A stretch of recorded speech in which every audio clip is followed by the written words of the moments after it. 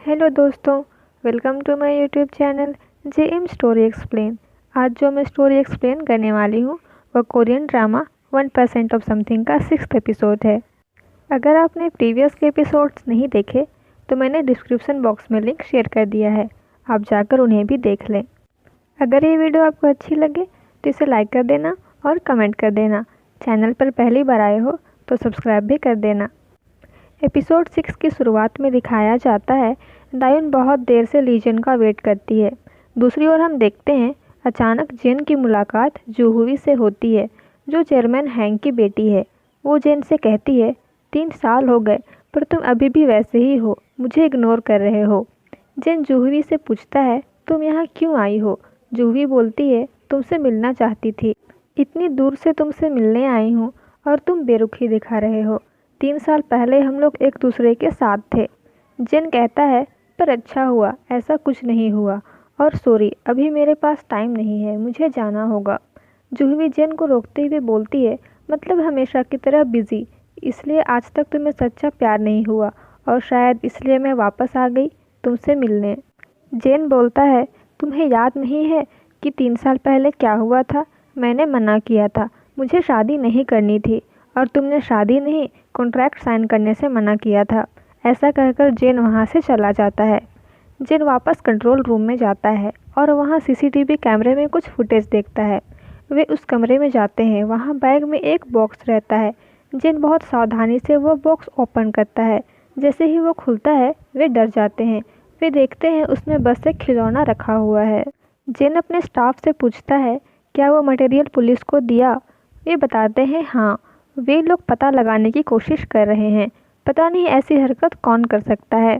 जेन बोलता है, मैं चाहता हूँ हमारे सिक्योरिटी और गार्ड्स डबल कर दिए जाएं। तभी जेन के स्टाफ के फ़ोन में जेन के लिए कैन का कॉल आता है। जेन कैन से कहता है, मेरा फ़ोन ऑफ हो गया था, वहाँ की सिचुएशन बताइए। कैन बताता है, मिस्टर रॉबिन्सन को हार्ट अटैक आया था, हम उन्हें टाइम पे हॉस्पिटल ले आए। जेन कहता है, मैं वहाँ किसी को भेजता हूँ, तुम्हारे सपोर्ट के लिए शुक्रिया। दूसरी ओर दायुन बहुत देर से जेन का वेट करती रहती है।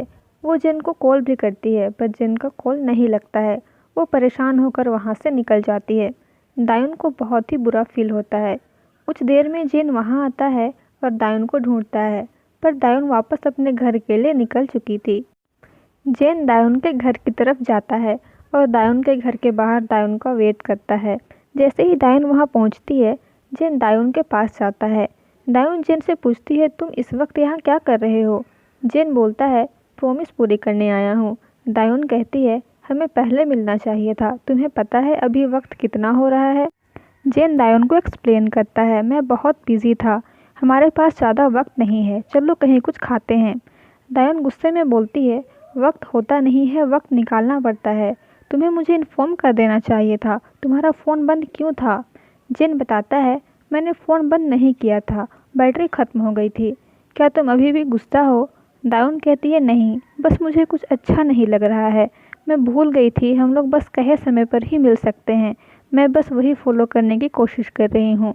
जेन बोलता है, ये तुम कैसी बातें कर रही हो? मैंने बताया ना कि मैं बहुत बिजी था। उसी वक्त जेन के फ़ोन की रिंग बजती है। दायुन यह देखकर कहती है, लगता है बहुत बिजी हो तुम, अभी तुम जाओ। ऐसा कहकर वह वहाँ से जाती है, पर जेन दायुन का हाथ पकड़कर उसे रोक लेता है। जेन फ़ोन पर बातें करने के बाद दायुन से कहता है, अभी मुझे जाना होगा, बहुत अर्जेंट है, पर मैं तुम्हें कॉल करता हूँ। पर दायुन कहती है, इतना भी करने की क्या ज़रूरत है, अगले हफ्ते मिलते हैं ना, दिखावा क्यों करें? और दायुन वहाँ से चली जाती है। नेक्स्ट डे दायुन ह्यूनजुन को इस बारे में बताती है। यह सब सुनकर ह्यूनजुन कहती है, उसने तुमसे इतनी देर इंतज़ार करवाया, मैंने सोचा था कि वो तुमसे प्यार करता है। दायुन ह्यूनजुन से पूछती है, कोई सच में इतना बिजी हो सकता है क्या? ह्यूनजुन कहती है, ये सब बेकार की बातें हैं, कोई जिससे प्यार करता है उसके लिए समय निकाल ही लेता है, वो चाहे जैसा भी हो। दायुन कहती है, ओह ऐसा, मैं वैसे उम्मीद भी नहीं करती कि वो मुझे पसंद भी करता होगा। ह्यूनजुन दायुन से पूछती है, क्या तुम्हें बुरा लगा? दायुन बोलती है, ऐसा नहीं है कि मुझे बुरा नहीं लगता। दायुन अपना फ़ोन चेक करती है, इस उम्मीद में कि शायद जेन का कॉल आया हो, पर जेन का कोई भी मिस्ड कॉल नहीं रहता। उसे बहुत बुरा लगता है। जेन 3 दिन से लगातार अपने ऑफिस में काम करता रहता है और साथ में उसके एम्प्लॉयज़ भी 3 दिन से लगातार काम करते हैं। उनमें से एक एम्प्लॉय बोलती है, 3 दिन से लगातार काम करते हुए मैं तो बहुत थक गई। पता नहीं हमारे बॉस किस मिट्टी के बने हैं, ना खाते हैं, ना सोते हैं और ना किसी को सोने देते हैं। तभी वहाँ जेन आता है और एम्प्लॉयज़ से कहता है, पीआर टीम से बात करो और हवाई वाले होटल की ओपनिंग की तैयारी करो और हम गेस्ट को क्या गिफ्ट देने वाले हैं ये भी डिसाइड करो और ये लिस्ट चेयरमैन को भिजवा दो। मैं 3 घंटे के लिए यहाँ नहीं हूँ, तुम लोग यहाँ का काम संभाल लेना। ऐसा कहकर जेन वहाँ से चला जाता है। Employees team leader can say पूछते हैं, हवाई होटल में क्या है, हमें इस बारे में कुछ नहीं पता। कैन बताता है, ये बहुत कॉन्फिडेंशियल है और इस बात का ध्यान रखो कि ये बिल्कुल लीक ना हो पाए। जेन अपने दादाजी से मिलने जाता है और उन्हें बताता है वो बॉम्ब नहीं बस एक खिलौना था, पर उसकी पैकिंग ऐसी थी जैसे देखने में वो हमें बॉम्ब लगे। जेन के दादाजी पूछते हैं, तो फिर तुम्हें क्या लगता है इसके पीछे किसका हाथ है? अगर तुम्हें किसी पे शक है तो तुम्हें उससे सावधान रहना चाहिए। जेन कहता है, अभी मेरे दिमाग में बस एक ही नाम आ रहा है। जेन के दादाजी पूछते हैं, अच्छा कौन है वो? जेन कहता है, सच कहूँ तो मेरे ख्याल से ये काम आप ही कर सकते हैं। मेरा होटल बहुत बड़ा है और बहुत पॉपुलर भी है। आपसे मैंने ये होटल ख़रीदा था और अब आप इस तलाश में हैं कि इसे वापस से हथिया लें और इसलिए आप ऐसी हरकतें कर रहे हैं। पुलिस की रिपोर्ट आते ही आपको बताता हूँ। ऐसा कहकर जेन वहाँ से चला जाता है। जेन की बातों से जेन के दादाजी हंसने लगते हैं। जेन दायून को कॉल करता है पर दायून कॉल रिसीव नहीं करती है। दूसरी ओर दायून बाथ लेकर बाहर आती है और फ़ोन चेक करती है। वो देखती है जेन के मिस्ड कॉल्स हैं। उसी वक्त जीशू का कॉल आता है। ताइहा को खबर मिलती है दायून अभी एसएच मॉल में ही है। दायून जीशू के लिए कैब सिलेक्ट करती है। उसी वक्त जीशू वहाँ आता है। ताइहा भी उसी वक्त दायून और जीशू को साथ में देख लेता है। दायून जीशू की स्टडी में हेल्प करती है और अपना फ़ोन चेक करती है। उसके फ़ोन में फिर से जेन के मिस्ड कॉल्स रहते हैं। दायून जेन से नाराज़ थी, इसलिए वो इस बात में कंफ्यूज रहती है कि वो जेन को कॉल करे या ना करे। उसी वक्त दायून का फ़ोन गलती से गिर जाता है और फ़ोन टूट जाता है। जेन दायून के घर के बाहर दायून का बहुत देर से वेट करता है। वो उसे कॉल भी करता है पर दायून का फ़ोन टूटने की वजह से दायून का कॉल नहीं लगता है। तभी वहाँ दायून आती है। वो जेन से नाराज़ थी, इसलिए वो जेन को पहले इग्नोर करती है। फिर जेन से पूछती है, तुम यहाँ क्यों आए हो? तुम्हें देर नहीं हो रही? तुम तो ज़्यादा बिज़ी हो ना आजकल। जेन कहता है, हाँ मैं बिज़ी था, फिर भी टाइम निकाल के तुमसे मिलने यहाँ आया हूँ। लेकिन तुम 1.5 घंटे लेट आई हो। तुम इतनी रात में अब तक कहाँ थी? दायून बोलती है, इसमें मेरी गलती नहीं है, तुम्हें अब फ़ोन करके यहाँ आना चाहिए था। जेन कहता है, तुम अपना फ़ोन कहाँ उठाती हो?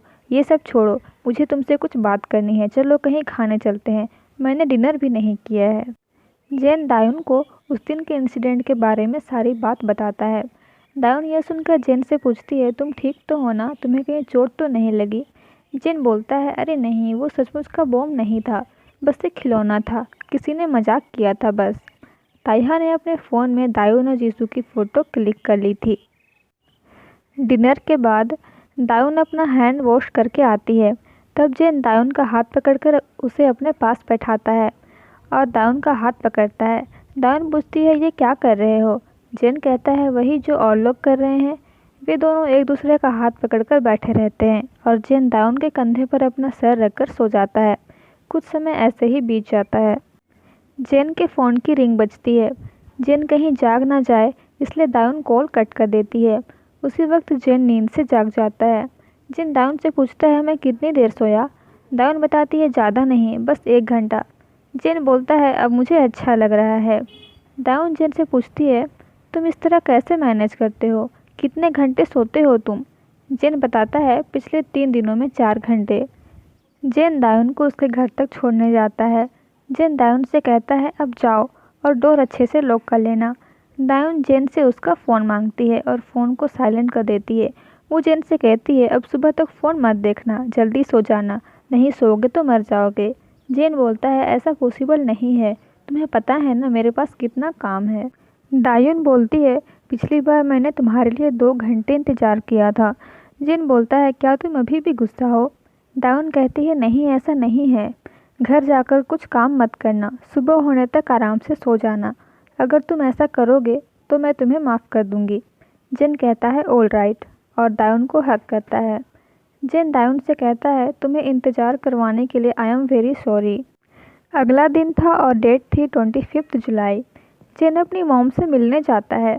जिन की मॉम जिन से कहती है अच्छा हुआ तुम मुझसे मिलने आए, मुझे तुम्हें कुछ देना है।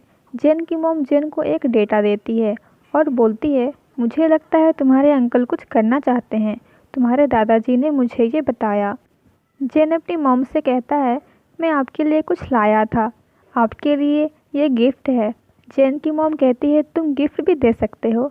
जिन बोलता है पता नहीं आपको गिफ्ट कैसा लगेगा, मैं पहली बार दे रहा हूँ। जिन की मॉम कहती है तुमने जो कुछ भी दिया है वो मेरे लिए सबसे अच्छा होगा। जिन अपने ऑफिस में डेटा चेक करता है। तभी एक एम्प्लॉय जिन के केबिन में आती है और लंच के लिए पूछती है। जिन कहता है मैं लंच नहीं करूँगा, मैं आज जल्दी जाऊँगा और तुम लोग भी जाओ, अब तो वीकेंड शुरू हो गया है। वो एम्प्लॉय जिन की बात सुनकर शॉक्ड हो जाती है। दूसरे एम्प्लॉय उससे पूछते हैं क्या हुआ, कुछ प्रॉब्लम है क्या। वो कहती है आज वो जल्दी जा रहे हैं और उन्होंने कहा कि हम घर जा सकते हैं, क्या सच में। तभी वहाँ जूहवी आती है। वो जेन से कहती है मुझे कुछ कहना है तुमसे। जूहवी बोलती है एसएच ग्रुप और हैंगजू ग्रुप मिलकर साथ में काम कर सकते हैं। जेन बोलता है मुझे तुम में और तुम्हारी कंपनी में कोई इंटरेस्ट नहीं है, क्योंकि मेरी लाइफ में बहुत सारे इंपॉर्टेंट काम और लोग हैं। जूहवी कहती है मुझे लगता है कि चेयरमैन मेरे साथ काम करना पसंद करेंगे, क्योंकि वो समझदार हैं। जेन कहता है तो दादाजी को ही प्रपोज कर दो ना। ऐसा कहकर जेन वहाँ से चला जाता है। जेन दायून से मिलने जाता है। वो कहता है सॉरी मैं लेट हो गया ना। दायून कहती है हाँ सही कह रहे हो, 15 मिनट लेट हो तुम। और हंसते हुए जेन से कहती है कोई बात नहीं, आओ बैठो। दायून जेन से पूछती है तुम्हारे पास आज फ्री टाइम है। जेन बोलता है नहीं फ्री टाइम तो नहीं है, पर मुझे हमारे लिए वक्त निकालना पड़ेगा। दायून को ह्यूंजुन की बात याद आती है, जब ह्यूंजुन ने कहा था जब कोई किसी से प्यार करता है तो उसके लिए वक्त निकाल ही लेता है, चाहे वो जैसा भी हो। दूसरी ओर हम देखते हैं सुनबू ह्यूंजुन से मिलने जाता है और ह्यूंजुन से कहता है तुम्हें पता है ना कि सही क्या है। वो ली जेन है, एसएच ग्रुप। ये बताओ क्या जेन के बारे में दायून के घर वालों को पता है। ह्यूंजुन बोलती है नहीं, बिल्कुल भी नहीं, और तुम इस बारे में अपना मुंह बंद ही रखना। सुनबू बोलता है इसका मतलब कुछ भी होता रहे और मैं चुप रहूं। ह्यूंजुन कहती है इससे हमें क्या करना है, बस तुम कुछ मत कहना। सुनबू कहता है ठीक है, मैं कुछ भी नहीं कहूँगा। जेन दायून से कहता है मेरे होटल में एक इवेंट होने वाला है, मैं देखना चाहता हूँ कि मेरे गेस्ट को कैसा लगा। चलो हम लोग वहाँ चलते हैं। क्या हुआ, कोई परेशानी है। दायून कहती है नहीं। वो जेन से पूछती है तुम्हारे लिए दुनिया में सबसे ज़रूरी चीज़ क्या है, सचमुच तुम्हारे लिए कुछ इम्पोर्टेंट है। जेन कहता है हाँ पैसा, मेरे लिए पैसा इम्पोर्टेंट है। दायून बोलती है क्या तुम्हारे लिए सच में पैसा इतना इम्पोर्टेंट है, तुम्हारे पास तो इतना सारा पैसा है, फिर भी पैसा पैसा करते रहते हो। जेन बोलता है वो पैसा मेरा नहीं है, मेरे दादाजी का है, और मैं अपने दादाजी के पैसों का वारिस नहीं बनना चाहता हूँ। जेन अचानक देखता है एक बच्चा रास्ते में गिर जाता है और सामने से साइकिल आती है। जेन दौड़कर जाता है और बच्चे को बचा लेता है। दायून यह देखकर घबरा जाती है। जेन बच्चे से पूछता है तुम ठीक तो हो। दायून जेन को देखती है। जेन पूछता है क्या हुआ, तुम हमेशा मुझे घूरती क्यों रहती हो। दायून अपने बैग से स्टैम्प निकालती है और जेन के हथेली में स्टैम्प लगाती है। जेन पूछता है ये क्या किया तुमने। दायून बोलती है ये गुड स्टैम्प है। दायून जेन के सर पर हाथ फेरती है और जेन से कहती है तुमने बहुत अच्छा किया। और यहाँ पर एपिसोड 6 ख़त्म हो जाता है। आगे के एपिसोड्स देखने के लिए मेरे चैनल को सब्सक्राइब करें और बेल आइकन को भी प्रेस करें, ताकि जब भी मेरी नई वीडियो आए आपको सबसे पहले नोटिफिकेशन मिल जाए।